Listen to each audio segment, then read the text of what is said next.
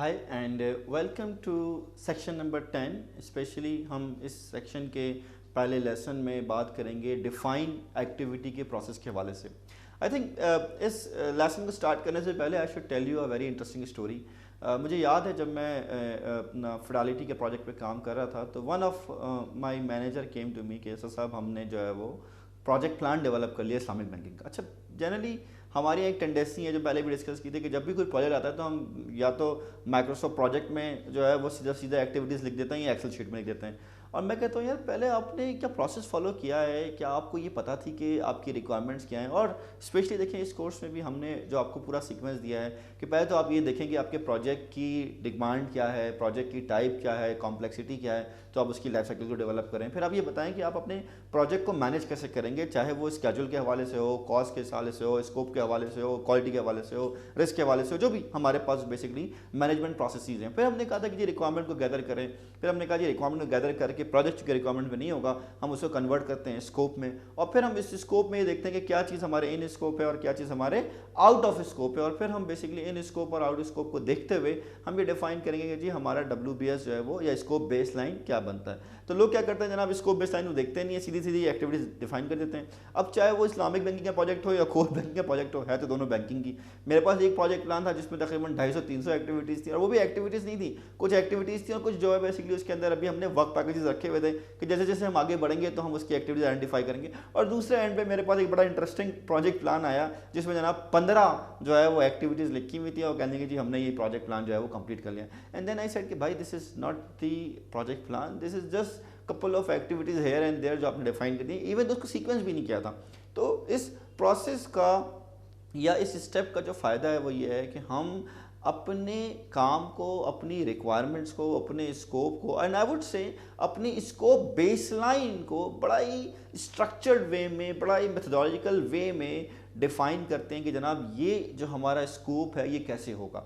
तो अगर मैं बेसिकली डेफिनेशन की बात करूं कि जो डिफाइन हमारे पास एक्टिविटीज़ का प्रोसेस है उसकी डेफिनेशन क्या है, तो हम ये बताते हैं कि हमें ऐसे कौन से एक्शंस परफॉर्म करने पड़ेंगे ताकि हम अपने रिजल्ट को या अपने वर्क पैकेजेस को या अपने डिलीवरेबल को जो है वो सक्सेसफुली प्रोवाइड कर दें या प्रोड्यूस कर दें।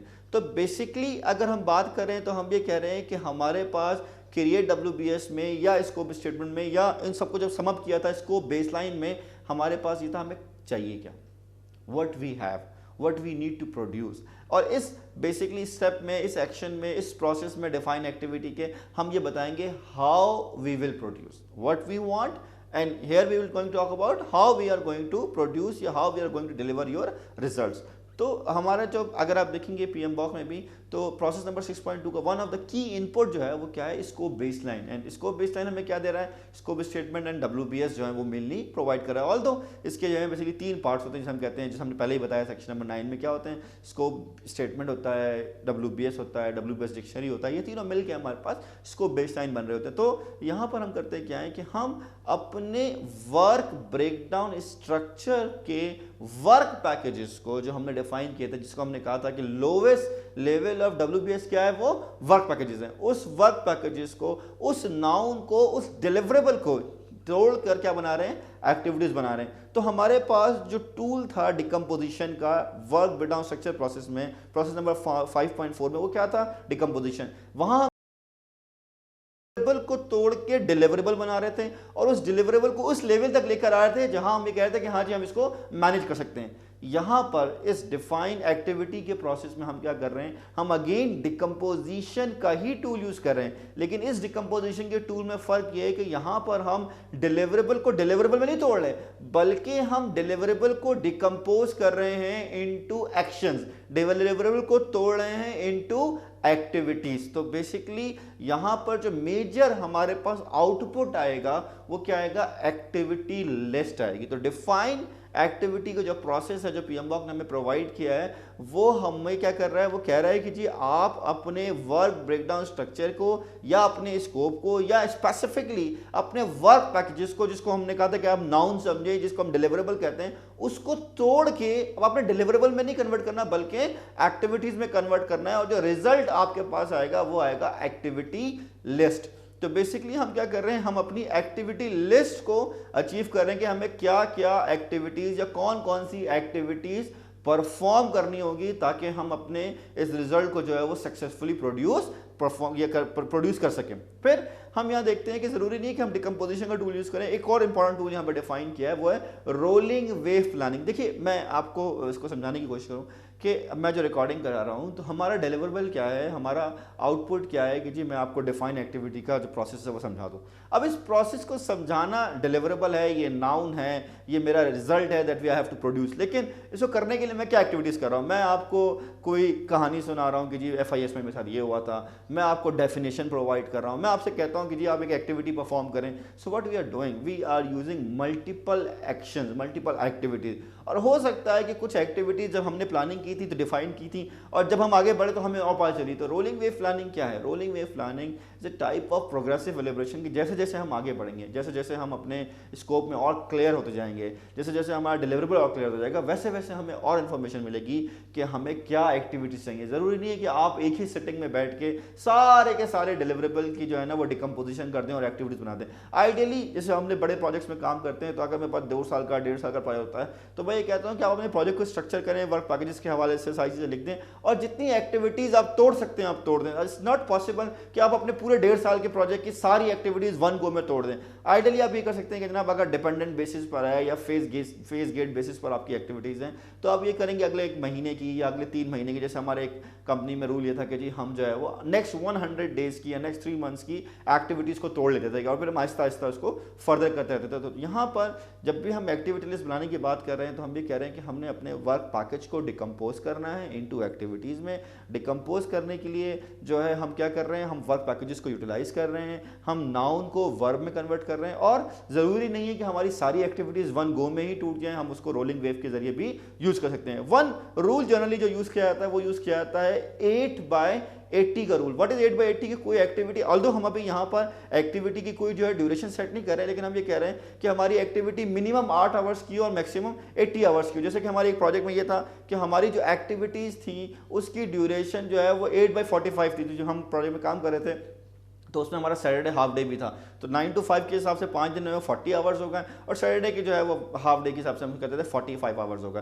तो हमें हमारी आसानी ये थी कि हम हर महीने बैठ के अगले 2 महीने की या 3 महीने की एक्टिविटीज़ तोड़ लेते थे, और हमारी आसानी ये थी कि हम हर हफ्ते बैठ के उसकी मॉनिटरिंग भी ईजिली परफॉर्म कर सकते थे। तो बेसिकली हम डिफाइन एक्टिविटी का जो मकसद लेना चाह रहे हैं वो ये लेना चाह रहे हैं कि हम अपनी एक्टिविटी लिस्ट को डेवलप कर लें, जो कि मैंने आपको बताया कि ज़रूरी नहीं कि वन गो में पूरे प्रोजेक्ट की बन जाएगी। नंबर 2, हम जो इंपॉर्टेंट चीज़ अचीव करना चाह रहे हैं वो ये चीज़ करना चाह रहे हैं कि हम इस प्रोजेक्ट के अंदर जो एक्टिविटीज़ हैं उसके साथ साथ माइलस्टोन्स को भी डिफाइन कर लें। Milestone is a type of activity, लेकिन बेसिकली उसमें हम कोई एक्शन परफॉर्म नहीं कर रहे हैं। माइलस्टोन जो है हमें कोई सिग्निफिकेंट इवेंट बता रहा है। जनरली अगर हम थ्योरेटिकल बेसिस पे बात करते हैं तो हम ये कहते हैं कि जनाब हमारा जो माइलस्टोन है इट हैज़ 0 ड्यूरेशन। ऑल्दो आप अपने सॉफ्टवेयर में चाहें तो किसी भी एक्टिविटी को जिसकी ड्यूरेशन 4 दिन हो, 5 दिन हो, 10 दिन हो, व्हाटएवर नंबर ऑफ डेज हो, उसको आप जो है वो सेट एज माइलस्टोन भी कर सकते हैं। और ऑल्दो उसका जो जो उसका डिपिक्शन है वो ये है कि आपके पास एक ब्लैक फिल्ड डायमंड जो है वो नजर आता है, जिससे कि दिस इज माइलस्टोन। माइलस्टोन आपके पास पेमेंट माइलस्टोन हो सकते हैं, माइलस्टोन आपके पास फेस कंप्लीशन माइलस्टोन हो सकते हैं, माइलस्टोन आपके पास कोई स्पेसिफिक डिलीवरेबल जो मैनेजमेंट की अटेंशन रिक्वायर है वो भी आपका एक माइलस्टोन हो सकता है। तो in a nutshell milestone does not mean कि it has 0 duration, but actually milestone का मतलब ये है कि it is a significant event, it is a significant activity जो आपको बता रहा है या पॉइंट है जिससे आप कह रहे हैं कि जनाब ये चीज़ हमने जो है वो अचीव कर ली। तो इस बेसिकली प्रोसेस को अगर मैं नटशेल में डिफाइन करूँ जो हमने डिस्कस किया अभी तक वो ये कि हम अपने स्कोप बेस्ड लाइन को, जिसमें हमारे पास स्कोप स्टेटमेंट है, WBS है, और WBS के अंदर इंडिविजुअल जो उसके कंपोनेंट है जिसको हम कहते हैं lowest level WBS work packages, उसको डिकम्पोजिशन के टूल के जरिए कन्वर्ट कर रहे हैं एक्टिविटी लिस्ट में। और ज़रूरी नहीं है कि सारे के सारे जो हमारे डिलीवरेबल की एक्टिविटीज़ हैं वो वन गो में आ जाएं, वो रोलिंग वेव प्लानिंग के जरिए भी हम आहिस्ता आहिस्ता उसको एक्वायर कर सकते हैं और यूज़ जो है वो कर सकते हैं। दूसरा जो मेजर आउटपुट है वो है हमारे पास एक्टिविटी एट्रीब्यूट्स। एक्टिविटी एट्रीब्यूट्स का मतलब ये है कि जी एक्टिविटी का नाम क्या है, उसकी ड्यूरेशन क्या है, उस पर रिसोर्सेज कितनी लगेंगी, उस पर कॉस्ट कितनी लगेगी, उससे पहले एक्टिविटी कौन सी होगी, उसके बाद में एक्टिविटीज कौन सी होगी। लेकिन जाहिर है ये एक्टिविटी सारी इन्फॉर्मेशन आपको इस वक्त